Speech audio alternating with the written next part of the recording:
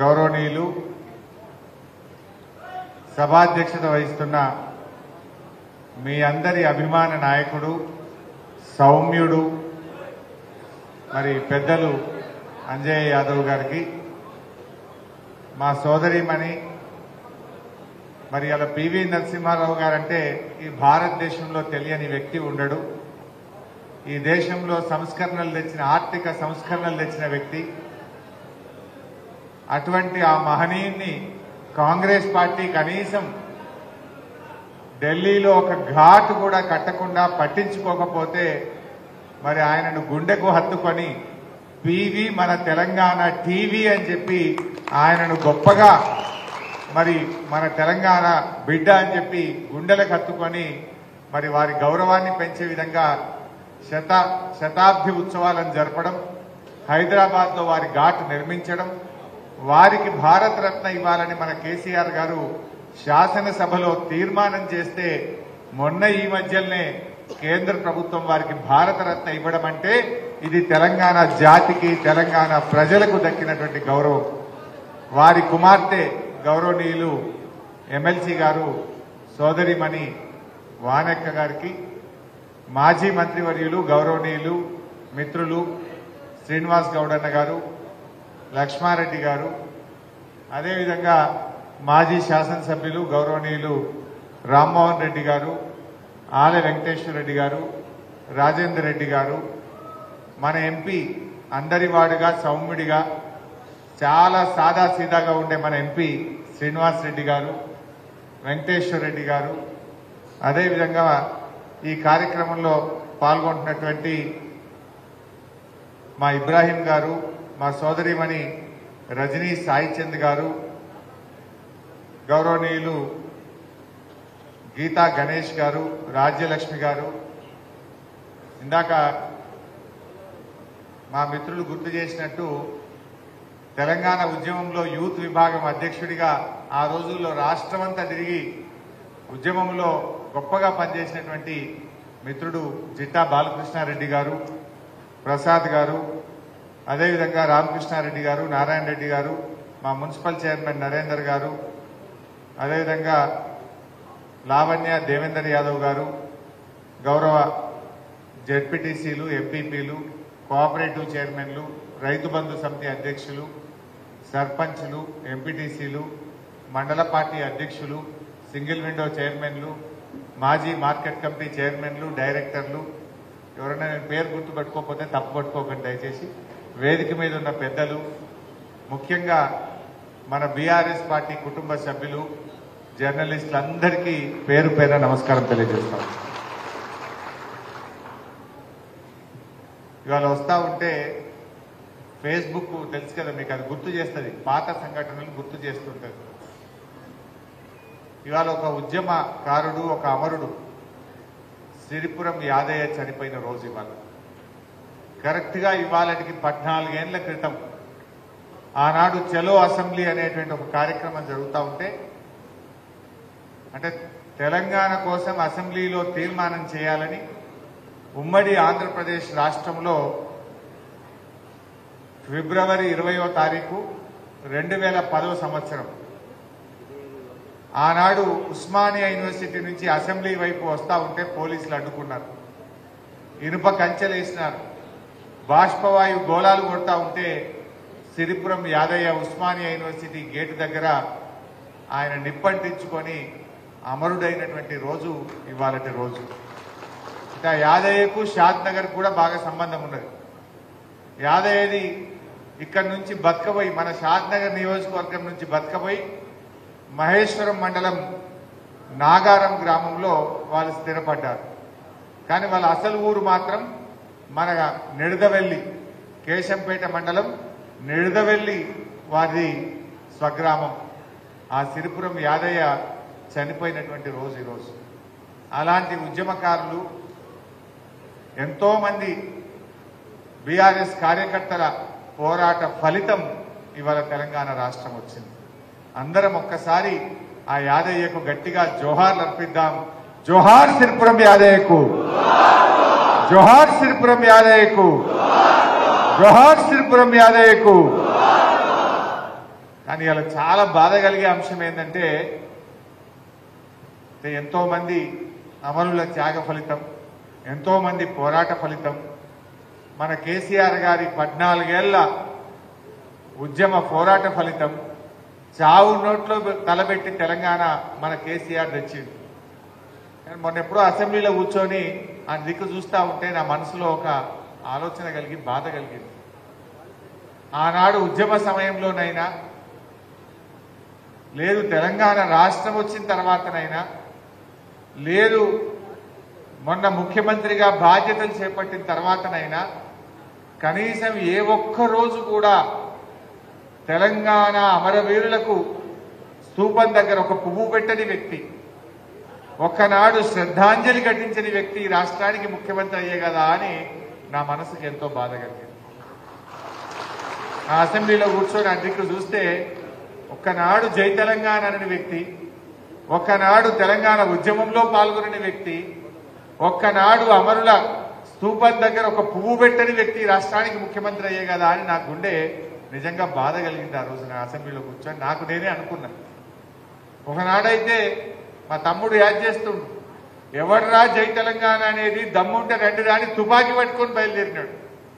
అటువంటి వ్యక్తి రాష్ట్రానికి ముఖ్యమంత్రి అయ్యే కదా అని నేను ఎంతో నాకు నేను ఆ అసెంబ్లీలో కూర్చొని నా మనసులో కొద్దిగా బాధపడ్డటువంటి సందర్భం. బట్ ఏదైనా ప్రజలు గొప్పవాళ్ళు, కాలం నిర్ణయిస్తారు. ఈ షాద్ నగర్ నియోజకవర్గం కూడా నిజంగా నేను ఇంత పెద్ద ఎత్తున మీరు వస్తారని అనుకోలే. మా అంజన్న నువ్వు వస్తేనే మీటింగ్ పెడతా అన్నాడు, నువ్వు వస్తావా రావా అన్నాడు. ఇక మా పటేల్ చెప్పినాక రానా తప్పకుండా వస్తా అని చెప్పిన. సో ఇంత పెద్ద ఎత్తున దాదాపు 2 అవుతున్నా ఒక్క కార్యకర్త కూడా కదలకుండా ఇంత పెద్ద ఎత్తున వచ్చినటువంటి మా షాద్ నగర్ ఉద్యమకారులకు కార్యకర్తలకు మరొక్కసారి శిరస్సు వచ్చి నమస్కారం తెలియజేస్తా ఉన్నాను. నిజంగా షాద్ నగర్ నాకు బాగా సంబంధం. ఆనాడు ఉద్యమంలో చూసేవాడిని.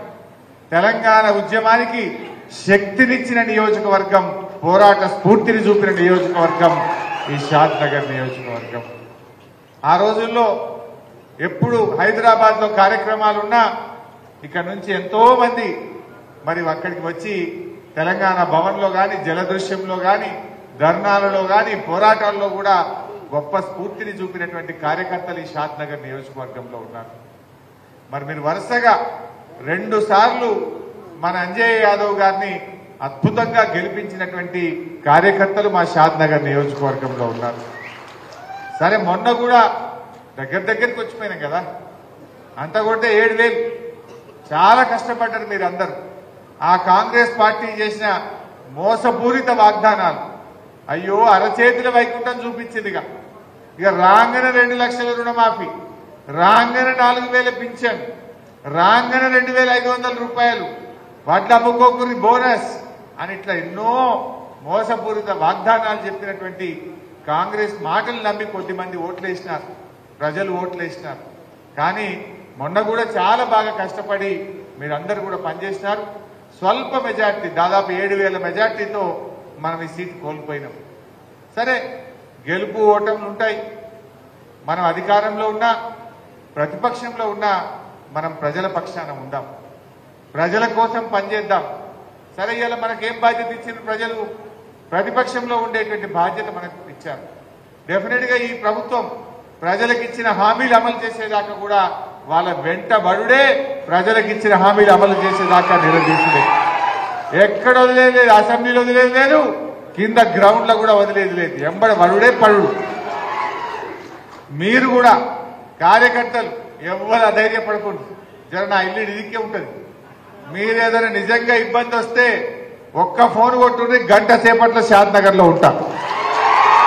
ఎవడన్నా మీ తెరువు వచ్చినా, మిమ్మల్ని ఎవడన్నా ఇబ్బంది పెట్టినా సీనన్న, నేను, లచ్చన్న అందరం కలిసి గంట సేపట్ల మీ దగ్గర ఉంటాం. కంటికి రెప్పలాగా కాపాడుకుంటాం. ధైర్యంగా ఉండండి. ఎవ్వరు కూడా అధైర్యపడాల్సిన అవసరం లేదు. మీ మీద అక్రమ కేసులు పెట్టినా, దాడులు చేసినా, మిమ్మల్ని ఇబ్బంది పెట్టినా మేమున్నాం. మీరెవ్వరు కూడా అధైర్యపడాల్సినటువంటి అవసరం లేదు. తక్కువ మా 39 మంది ఎమ్మెల్యేలు ఉన్నాం. అవసరమైతే బస్ చేసుకొని వస్తాం అందరం కలిసి. ఎక్కడ కూడా మీరు వెనకడుగు వేసేదే లేదు. ముందుకు పోదాం మనం. అట్లా అనుకుంటే నిజంగా మన కేసీఆర్ అట్లా అనుకుంటే ఇవాళ తెలంగాణ రాష్ట్రం వస్తుండేనావే. ఆనాడు 2001లో జై తెలంగాణ అన్ననాడు మన అందరు పిక్చర్లు లెక్క చూసిరు. ఇది వచ్చినట్ట అన్నారు. ఒక్కడిగా బయలుదేరిండు మన కేసీఆర్. మొత్తం తెలంగాణను చుట్టుముట్టి ఢిల్లీని కదిలించి తెలంగాణ తెచ్చిండు మన కేసీఆర్. ఎన్ని ఇబ్బందులే. ఆనాడు ఏమన్నారు, తెలంగాణ కోసం కొట్లాడితే ఇది పాల పొంగు అన్నారు, ఇది నీటి బుడగా అన్నారు, ఇది అమాసకు పుట్టింది పుణ్యానికి పోతుంది అన్నాడు ఒకడు, ఇది పుణ్యానికి పుట్టింది అమాసకు మాయమవుతుంది అన్నాడు ఇంకోడు. ఎన్నో మాటలు మాట్లాడింది. ఈ బక్క చిక్కాయితో అవుతుందా అన్నారు మన కేసీఆర్ని పట్టుకోండి. ఓ చంద్రబాబుకి ఎదురే లేదు, విజన్ 2020 అన్నారు, 30 ఏళ్ల ముఖ్యమంత్రి అన్నారు. చూడలేదా మనం? ఎంతమంది మన పార్టీని కేసులు పెట్టిండ్రు, ఇబ్బందులు పెట్టిండ్రు. అటు చంద్రబాబు అయితేమి, రాజశేఖర రెడ్డి అయితేనేమి, ఎన్ని ఒడిదొడుకులు వచ్చినా గట్టిగా నిలబడ్డం. ఢిల్లీని కదిలించి తెలంగాణ తెచ్చిన పార్టీ మన బీఆర్ఎస్ పార్టీ. చరిత్రలో ఉంటాం. ఎవరు తెచ్చిందా తెలంగాణ అంటే బీఆర్ఎస్ పార్టీ అంటారు, కేసీఆర్ అంటారు. మనందరికీ ఆ గౌరవం ఉంటుంది తప్ప ఈ రేవంత్ రెడ్డికో ఈ కాంగ్రెస్ పార్టీకో ఉంటుందా? ఏనాడన్నా జై తెలంగాణ అన్నో లైన్లు. అందువల్ల ఏనాటికైనా ఆ గౌరవం మనకే దక్కుతుంది. మనం ఆ స్ఫూర్తిని కొనసాగిద్దాం, కష్టపడి మంచిగా పనిచేద్దాం. అర్థం అయితేనే ఉన్నది. ఇప్పుడిప్పుడే చిన్నగా చర్చ మోపైంది ప్రజల్లో. అయ్యో ఏమైపోయాయి అని అనుకుంటలేరా జనం? ఇప్పుడు ఒకరొకరు చర్చ చేస్తున్నారు. ముఖ్యంగా ఎన్ని మాటలు చెప్పిందే వాళ్ళు. ఈరోజు నా దృష్టిలో అయితే మనకు చిన్న స్పీడ్ బ్రేకర్ లాంటిది. రోడ్డు మీద పోతుంటాం, స్పీడ్ బ్రేకర్ వస్తే ఏమైతుంది, బండి కొద్దిగంతా స్లో అవుతుంది, దాటినాక పికప్ అవుతుందా లేదా? మనం కూడా గ్యారెంటీగా పికప్ అయ్యేది మనమే, మళ్ళీ రాష్ట్రంలో ప్రభుత్వంలోకి వచ్చేది కూడా మనమే. వాళ్ళ పరిస్థితి ఏందో మనం చూస్తారేమో. మొన్న అసెంబ్లీలో ఆగమాగం ఒక విషయం మీద ఒక ఐడియా లేదు. పోయిండ్రు ఢిల్లీలో ఆయనతో మన ప్రాజెక్టులన్నీ కృష్ణా రివర్ మేనేజ్మెంట్ బోర్డు అంటే ఢిల్లీకి అప్పచెప్తామని సంతకాలు పెట్టొచ్చింది. ఎవరైనా పెడతారే 10 ఏళ్లు మన బీఆర్ఎస్ గవర్నమెంట్ ఉంటే మనం ప్రాజెక్టులు ఢిల్లీకి అప్పచెప్పలేదు. కానీ వీళ్ళు 2 నెలలు కాలే ఆయనతో పోయిండ్రు, సంతకాలు పెట్టిండ్రు, ఢిల్లీకి అప్పచెప్పొచ్చిండ్రు. అంటే మనం అడక తినే పరిస్థితి తెచ్చింది. ఇలా మళ్ళా బీఆర్ఎస్ పార్టీ ఉద్యమ పార్టీ లేచి నువ్వు గట్టెట్లు అప్పచెప్తావు, నీ సంగతి ఏందని గల్లా పట్టుకొని గట్టిగా అడిగితే అబ్బా మేమే బబ్బెబ్బే అన్నారు. మళ్ళీ ఏం చేసిర్రు, ఇక మేము ఇయ్యమని అసెంబ్లీలో తీర్మానం పెట్టింది. ఎందుకు పెట్టింది తీర్మానం? ఈ గులాబీ జెండా ఉన్నది కనుకనే ప్రాజెక్టులు ఇయ్యము అని అసెంబ్లీలో తీర్మానం పెట్టిండ్రు, వెనుకడుగు పట్టిండ్రు. నిజంగా మనం లేకపోతే ఉండునా? ఆయనతో ఢిల్లీకి అప్పచెప్పుదురు, తెలంగాణ నోట్లే మట్టి పట్టుండే. నీళ్లు దొరకపోవు, కరెంటు దొరకపోవు, మంచి నీళ్లు ఉండకపోవు, కాలువ నీళ్లు ఉండకపోవు. కానీ ఇలా తెలంగాణ కోసం పుట్టిన పార్టీ బీఆర్ఎస్ ఉంది కనుకనే ఏం సంగతి బిడ్డ అని కేసీఆర్ నల్లగొండల గర్జించిండు. మనం అసెంబ్లీలో గట్టికి కొట్లాంటే దెబ్బకు మనం తోక ముడిచింది. ఇది ఇందుకోసం మన కేసీఆర్ ఉండాలి, ఇందుకోసం మన గులాబీ జెండా ఉండాలి. తెలంగాణ ప్రయోజనాల విషయంలో, తెలంగాణ హక్కుల విషయంలో ఏనాటికైనా ఈ గులాబీ జెండాకు ఉన్నటువంటి ప్రేమ ఈ కాంగ్రెస్ అనుకుంటది, ఈ బీజేపీ అనుకుంటది. వానికి రాజకీయాలంటే వాళ్ళ అధికారం కోసం ఆడతారు. వాళ్ళకి రాజకీయాలు ఒక గేమ్ లాగా ఉంటాయి వాళ్ళకి. కానీ మనకు రాజకీయాలంటే తెలంగాణ ప్రజల ప్రయోజనాలు, తెలంగాణ ప్రయోజనాలే కోసమే ఇవాళ మనం రాజకీయం చేస్తాం. మనం ఆ ప్రయోజనాల కోసమే పుట్టిన పార్టీ ఇవాళ మన బీఆర్ఎస్ పార్టీ. అందులో మనము గట్టి కొట్లాడదాం. ఎన్ని డ్రామాలు ఆడింది? 6 గ్యారెంటీలు అన్నారు. 6లో ఉన్నాయన్ని 13 ఉన్నాయి. యాక్చువల్గా వాళ్ళన్నీ 420 హామీలు, 420 హామీలు ఉన్నాయి అన్ని కలిపితే. 6 గ్యారెంటీల్లో 13 ఉంటాయి. 13 ఉంటే 2 అయిపోయినాయని అబద్ధాలు ఆడుతున్నారు. వాస్తవానికి మహిళలకు సంబంధించి 3 ఉన్నాయి కార్యక్రమాలు. ఒకటి నెలకు 2500 ఇవ్వాలి, రెండోది 500కి సిలిండర్ ఇవ్వాలి, మూడోది ఉచిత బస్సు ఇవ్వాలి. మూడింట్లో ఒకటి ఇచ్చిండు, అయిపోయింది అంటాడు. నువ్వు 2500 ఇస్తే కదా నేను అయిపోయింది. ఇచ్చినవా 2500? మన తెలంగాణలో 18 ఏళ్లు నిండిన మహిళలు ఎంతమంది ఉన్నారంటే దాదాపు 1,50,00,000 మంది మహిళలు ఉన్నారు. మరి వీళ్ళందరికీ 2500 ఇవ్వాలంటే బడ్జెట్లో మన పైసలు పెట్టిండా? పెట్టలే, ఉత్తదే చేసింది. అంటే రేపు దాంట్లో ఎట్లా కోతలు పెట్టాలి, ఎట్లా ఎగబెట్టాలని వంటలు వండే పరిస్థితిలో ఉన్నారు. ఊకుంటామా మనం? రేపు గ్యారెంటీగా ప్రతి 18 ఏళ్లు నిండిన వాళ్ళకి ఇవ్వాల్సిందే అని ఈ కాంగ్రెస్ ఎమ్మెల్యేలను గల్లీలో పట్టుకుంటాం, మన ప్రభుత్వాన్ని అసెంబ్లీలో పట్టుకుంటాం. ఇడిస్తామా మనం?